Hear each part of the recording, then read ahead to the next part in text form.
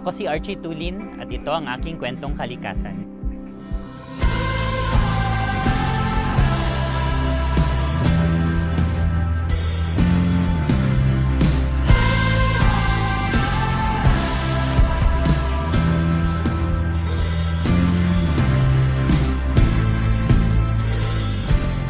I'm Archie Tulin, Resource Management Officer of the Non-Timber Forest Products Exchange Program Philippines. I'm here to tell about my story and the work that we do with NTF-PEP Philippines with our partner Indigenous peoples here in Misamis Oriental and Bukidnon.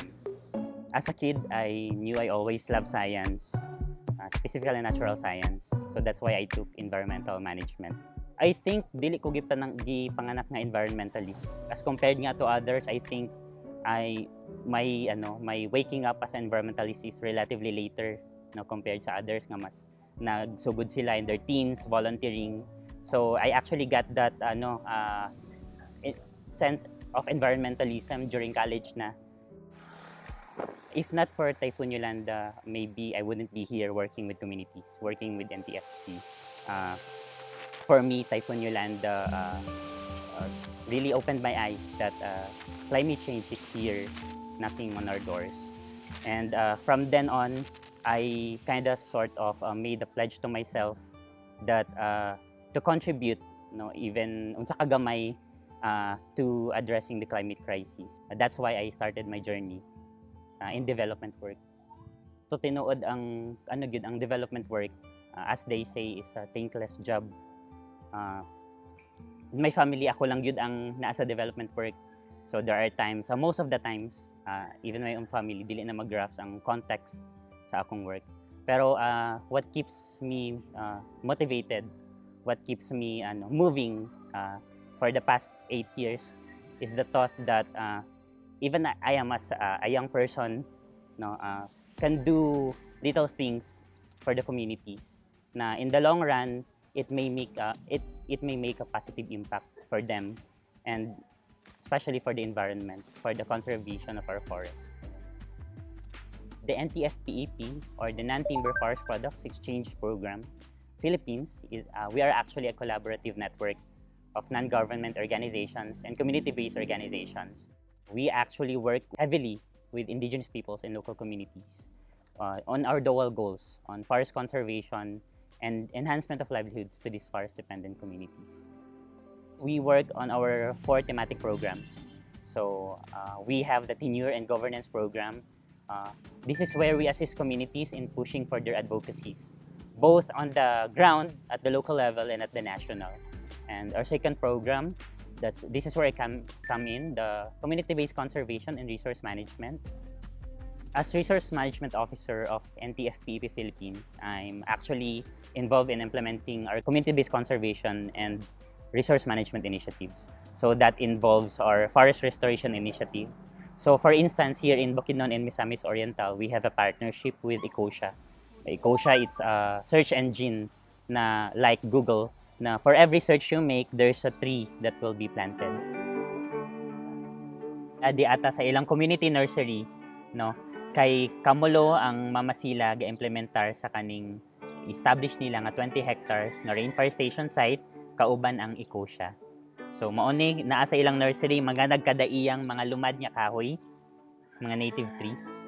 So kauban nato karon si Bae Arlinda Maluay. Siya ang chairperson sa Mamasila Higaonon Tribal Community na naa diri sa Mati. Ang Mamasila partner sa NTF-P sugad 2018. Sa usa ka programa kauban ang Forest Foundation nga katong Community Red Plus Readiness Program. Bye Erlinda, pwede na mo ipaila-ila kinsa ang Mamasila? Ang Mamasila, sir, is isa siya ka acronym. Nag-stand siya sa upat ka gaok nga Mati, Manibay, Sibulig at saka Languyod. So kining Mamasila, isa siya ka federation diin pagka-organize sa maong Mamasila nag-claim og ancestral domain diin. Para sa amua, kung anaan na mga titulo nga mong mahawiran, mas ligon ang among pagprotekta sa among kalasangan. Tapos mas mapasiguro pa namang sunod nga henerasyon para nga na sila parang hawiran nga, oy, amuan nga area, amuan nga luna, amuan nga tangkabilin. So, marag mas mapakusog pa namo ang among katungod isip mga higaon. Dili man siguro kalimod na sa mga indigenous communities na agyod ang patriarchy. So si Bai Arlinda gani ipipila sa mga indigenous women na leader no nga part sad sa atong ginabuhat nga advocacy na breaking the bias no na stepping up the women agenda. Sa ako as lipay kay ko nga ang mga tigulang no ang among mga dati is ning salig nako diin kala ko Sige lang. Okay ra na. Sir Linda. Sige lang. Okay na ka, ma'am? Sige na. lipay kay ko nga ning salig sila nako diin sa pagsugod yun nila pag claim San Sister Dominis. Wala gyud ko nag-uban nila no akong husband before. Mao ilang kauban din after nga nawala siya so ila ko gipulis. Parang sa ako nga part is lisod kay siya i-handle kay wala ko experience sa pag sa community pero sa tabang sa sa mga tribal datos nga diin sila ang nag-uplift sa kuha. Padulong ta karon sa isa sa rainforestation site sa Mamasila. Dinhi sa sitio si Bulig, Barangay Lunutan, Hingoog. Kamulo nila gina-establish ang ilang rainforestation site. So part ni siya sa kaning 10 hectares nga target kauban ang NTFP, Ecosia ug ang Mamasila. Rainforestation, it is actually both a forest restoration and farming approach, no. Sa una man gud ang atong thinking when we plant about trees is that whatever tree that we plant, it will automatically benefit the environment. So there are actually documentations, researches suggesting that when you plant a tree, you do not automatically contribute to environmental conservation.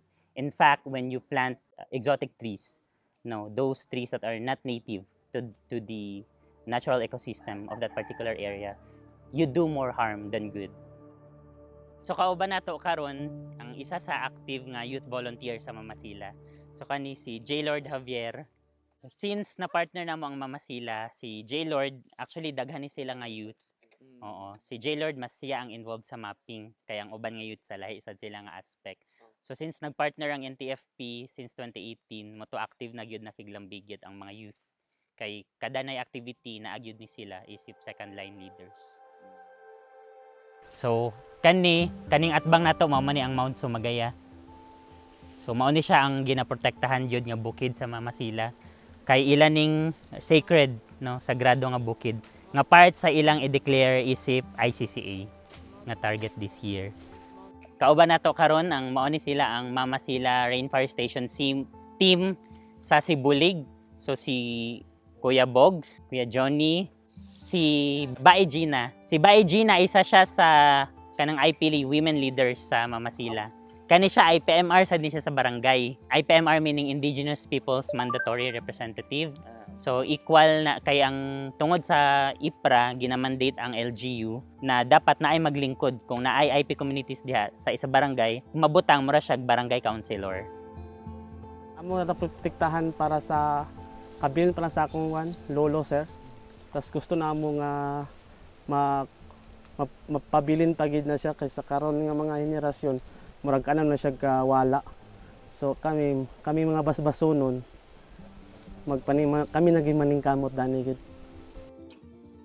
After planting mauto among advocacy sad dapat i-change nato atong mindset nga ang mga tree planting activities dili lang siya ginatawag tree planting. Aside from planting, we nurture the trees. Usually 3 months after planting, naipahigayon nga maintenance. Second thing that we do on community-based conservation is we do for the promotion of the ICCAs, or these are the Indigenous Community Conserved Areas. At NTFP, we really work on a grassroots approach to conservation. That is why we are promoting the Indigenous Community Conserved Areas. So here in Mamasila, they are at the stage of documenting and mapping their ICCAs. Ang gidabot na ako pag-survey, pagsuroy da sa lasang o unsa nang maningog. Tas ako isa ga-mapping pag human mo survey, pag-uli mag-mapping na mi sa picture unsa mga pag-ila da sa manap da sa lasang. It is important to document and to map ICCAs for the case that for the longest time the contributions of indigenous peoples in conserving our forests is not really acknowledged. So in documenting and mapping these areas, we make them see, no, for instance, the government and others not really involved in community development, that these are the actual contributions of indigenous peoples in forest conservation, in mitigating climate change. Sigon sa among mga tigulang, gibilin sa ngayon nga ampingan namong kalasangan. Bisag wala na karon sila, pero nagpabilin gihapon nga naa sila among mahinumduman tungod sa kalasangan nga wala gid naunsa. Wala gid naunsa. Ug among ipasunod sa mga bata nga ingani ang pag-amping sa kinayahan dili usikan.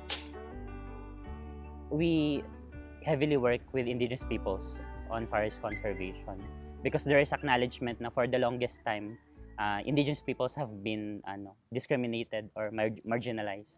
That's why many of the indigenous peoples here in the Philippines are vulnerable to aggressive development. There's also acknowledgement that, for instance, here in Bukidnon, in Misamis Oriental, this is not an accident na most of their ancestral lands are still forested areas. And the third program, this is actually our niche program, the Community-Based Livelihoods and Enterprise Development. As our advocacy at the NTFP, we support communities in establishing their community-based enterprises through utilizing NTFPs or non-timber forest products. We believe in our conservation model that communities should not be prohibited in using their resources, their forest resources. Instead, they should be strengthened, empowered to sustainably use it. For the community here in Mamasila, in Clavera, in Hingoog, NTFP actually supported 2 community-based enterprises. So we have the Cinnamon Community-Based Enterprise and the Citronella Community-Based Enterprise. For the Cinnamon Community-Based Enterprise, this enterprise was actually established around 2019. So they're utilizing their naturally growing cinnamon here in Mount Sumagaya as flavoring to their pastry products. Karon naa si Ate Iset ug si Mami Char, so gabuhat sila og cinnamon bread kay naa sila kasamtangan nga gina-establishar nga community-based enterprise sa cinnamon. No, nga ang ilang ginagamit nga pang dugang taste sa ilang bread kaning bark sa cinnamon nga gikan sa ilang forest. So kani maon ni ang kanang gi finely grated na nga cinnamon bark, no, nga himo na siyang powder. Tapos kani ilang gina-add sa ilang dough para mahimong flavoring. Mao ni ilang isa sa ilang product. So aside sa cinnamon bread, katong mga dili mahalin nila nga freshly baked, so ilang after 2 days ila siyang ginabuhat, toasted bread. NTFP Manggod is we are actually pushing for ecofeminism, no? Because we believe na women for the longest time they have been marginalized. And because women, mainly in our livelihoods initiative, they're really the ones doing livelihood work aside from the men. And our fourth program, the safeguarding culture, this is actually the central part of our program. In all the things that we do, we always see to it that their culture is being conserved, safeguarded, and promoted. So this is really the advocacy of NTFP, no? The value of our forest is not just the trees, no? It's not just the timber. There's more to the forest than just the trees or than just the timber, no? Because as what our partner community said, these forests are their livelihoods, no? These forests are their identity. Matod pa sa among mga partner communities. Kung wala kuno ang forest, no, wala ang kultura. So kung wala ang forest, wala ang higoonon. So I think that for me, no, aside from the ecosystem services that we know, the services of the water, climate mitigation, and others, so what we overlook is the significance of the forest as spiritual. We are in the middle of a climate crisis, a climate emergency. Especially the Philippines is one of the countries with the most vulnerability to climate change, rising sea level. So, and one of the mitigating mechanism to which we can address this climate emergency is to put a premium towards protecting our forests, towards conserving the remaining forests. I think what's really fulfilling for me is that seeing that communities, it's the small victories, that I share with communities. The small gains, for example, they've planted this number of seedlings, reforested this number of hectares. At some point, it gives me joy na I'm part of that movement. I think that's my accomplishment for me, that I help them na do that. And that's not just for me, that's for them. Not just for them, but for the future Higaoners to come who will be living in their ancestral domain. I've been with NTFP for 8 years already. Siguro what's making me stay is the connection we're building with people, with communities. It's hearing their stories of hope, their stories of resilience, their stories of change. Is this something that I want to do for the rest of my life? Siguro life is full of uncertainties.